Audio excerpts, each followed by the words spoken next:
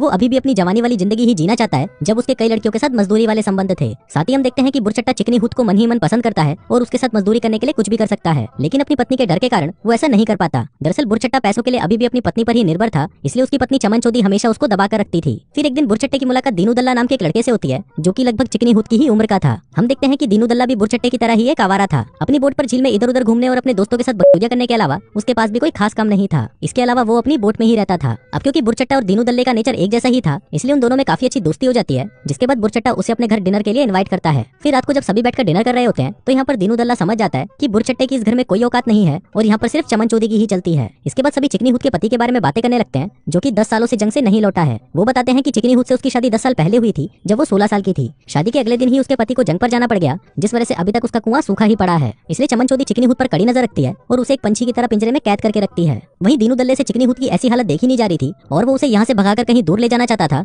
जहाँ पर वो उसके साथ दबा दबाकर मजदूरी कर सके। फिर डिनर के बाद बुरचट्टा दीनू दल्ले को वहीं पर ही रात बिताने के लिए रिक्वेस्ट करता है और उसे वही कमरा देता है जहाँ पर चमन चौधरी के अंकल बिशप रहते थे। वही कमरे में दीनू दल्ले को चिकनी हुत का कमरा साफ दिखाई दे रहा था, जहाँ पर वो चिकनी हुत को अपनी गुफा में उंगली करते हुए देखकर उसकी लेने के लिए और भी ज्यादा तड़पने लग जाता है। लेकिन फिर अगली सुबह उसे ना चाहते हुए भी वापस जाना पड़ता है। फिर दीनू दल्ला जब अपनी बोट से वहाँ से निकल रहा होता है तभी बुरचट्टा उसके साथ झील पर घूमने के लिए पूछता है, जिसके लिए दीनू दल्ला भी रेडी हो जाता है। फिर झील में काफी देर तक भटकने के बाद दीनू दल्ला बुरचट्टे को अपनी गर्लफ्रेंड के घर पर ले जाता है, जहाँ पर उसकी एक सहेली भी थी जिस पर बुरचट्टा कई बार ट्राई करने की कोशिश करता है। इसके बाद वो सभी बोट पर नंगे होकर काफी एंजॉय करते हैं। यहाँ पर हम देखते हैं कि आर्मी छोड़ने के काफी सालों के बाद बुरचट्टे की लाइफ में ऐसा दिन आ जाया था जहाँ उसने बहुत एंजॉय किया, इसलिए वो इस बारे में सोचकर काफी इमोशनल हो जाता है। फिर एक शाम दीनू दल्ला को सामान लेने के लिए बाहर जाता है और जब वो वापस अपनी गर्लफ्रेंड के घर लौटता है तो वो देखता है कि वहाँ पर बुरचट्टा उसकी गर्लफ्रेंड के साथ मजदूरी कर रहा था। तभी पूछने पर दीनू दल्ले की गर्लफ्रेंड बताती है कि रात को बुरचट्टा सो नहीं पा रहा था क्योंकि उसे डरावने सपने आ रहे थे, इसी वजह से मैंने उसे अपनी गुफा में सुला लिया। अब बुरचट्टे की इस हरकत से दीनू दल्ला साफ समझ जाता है कि बुरचट्टा एक बहुत ही बड़ा मादक किस्म का आदमी है और अपने घोड़े की प्यास बुझाने के लिए वो किसी की भी गांड मार सकता है, चाहे वो उसका दोस्त ही क्यों ना हो। लेकिन इस बात का दीनू दल्ले पर कुछ खास असर नहीं पड़ता क्योंकि वो भी अपनी गर्लफ्रेंड के लिए ज्यादा सीरियस नहीं था।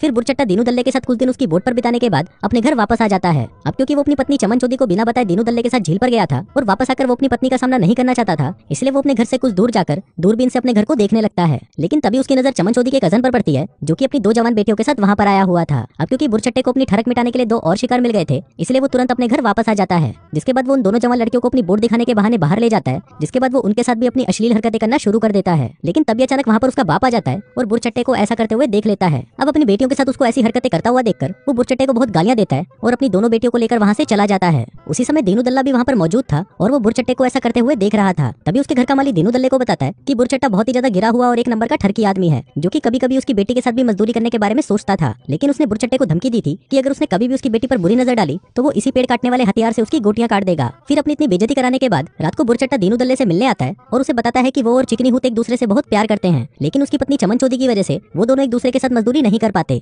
अब क्योंकि बुरचट्टा चिकनी हुत के साथ दबाकर मजदूरी करना चाहता था, इसलिए वो दीनू दल्ले से रिक्वेस्ट करता है कि वो चिकनी हुत को उसकी बोट पर आने दे और वो दीनू दल्ले को भी अपनी गर्लफ्रेंड को बोट पर बुलाने के लिए रिक्वेस्ट करता है ताकि चिकनी हुत को कंपनी मिल जाए। फिर अगले दिन हम उन चारों को बोट पर देखते हैं जहाँ पर बुरचट्टा चिकनी हुत के साथ काफी मस्ती करता है। लेकिन इसी बीच हम चिकनी हुत और दीनू दल्ले को भी देख पाते हैं जो कि इशारों ही इशारों में एक दूसरे को हिंट देते हैं और मौका मिलने पर दोनों दबाकर मजदूरी भी करते हैं। इसके बाद बुरचट्टा अपने और चिकनी हुत के लिए एक होटल में रूम बुक करता है जहाँ पर आज उसके साथ मजदूरी करने का पूरा प्लान था। उधर दीनू दल्ला भी बोट पर अपनी गर्लफ्रेंड के साथ होता है, लेकिन उसको नींद नहीं आ रही थी, इसलिए वो देर रात तक शहर की सड़कों पर निकल जाता है, जहाँ पर घूमते घूमते उसकी नजर एक आदमी पर पड़ती है जो कि उसको बुरचट्टे की तरह लगता है और वो आदमी बड़ी तेजी से साइकिल पर कहीं जा रहा होता है। लेकिन दीनू दल्ला इस बात पर ज्यादा ध्यान नहीं देता। फिर अगले दिन एक रेस्टोरेंट में जब सभी खाना खा रहे होते हैं तभी एक पुलिस ऑफिसर आकर बुरचट्टे को एक बुरी खबर देता है कि उसकी पत्नी चमन चौधरी की झील में डूबने से मौत हो गई। लेकिन उन दोनों को देखकर ऐसा लग रहा था कि चमन चौधरी के मरने से उनको कुछ ज्यादा फर्क नहीं पड़ा। इसके बाद पुलिस भी चमन चौधरी की मौत की इन्वेस्टिगेशन में लग जाती है, जिस दौरान उनके हाथ एक लेटर लगता है जो कि बुरचट्टे ने खुद अपनी पत्नी के लिए लिखा था, जिसमें बुरचट्टे ने चिकनी हुत से अपनी प्यार का जिक्र किया था और शायद इसी बात से परेशान होकर चमन चौधरी ने आत्महत्या कर ली थी। जिसके बाद पुलिस इस केस को आत्महत्या समझकर इसको क्लोज कर देती है। फिर इसके कुछ दिनों बाद बुरचट्टा चिकनी हुत से शादी कर लेता है और वो दोनों अपनी शादीशुदा जिंदगी में बिजी हो जाते हैं। वहीं दीनू दल्ला भी अपनी जिंदगी में आगे बढ़ चुका था, लेकिन अब उसका उसकी गर्लफ्रेंड से ब्रेकअप हो चुका था। फिर एक दिन दीनू दल्ला बुरचट्टे और चिकनी हुत से मिलने उनके घर जाता है, जहाँ पर उसे पता चलता है कि बुरचट्टे और चिकनी हुत के बीच रिलेशन कुछ खास अच्छा नहीं चल रहा। वहीं बीच में कुछ देर के लिए जब बुरचट्टा बाहर जाता है तब चिकनी हुत दीनू दल्ले से कहती है कि उसके मुताबिक चमन चौधरी ने आत्महत्या नहीं की थी, बल्कि बुरचट्टे ने ही उसे मारा है। इस पर दीनू दल्ला कहता है कि उसे भी ऐसा ही लगता है क्योंकि उस रात उसने एक आदमी को देखा था जो कि बिल्कुल बुरचट्टे की तरह दिख रहा था। हो सकता है कि शायद उस रात बुरचट्टा साइकिल से अपने घर वापस आया हो और उसने ही चमन चौधरी को झील में डुबाकर मार डाला हो।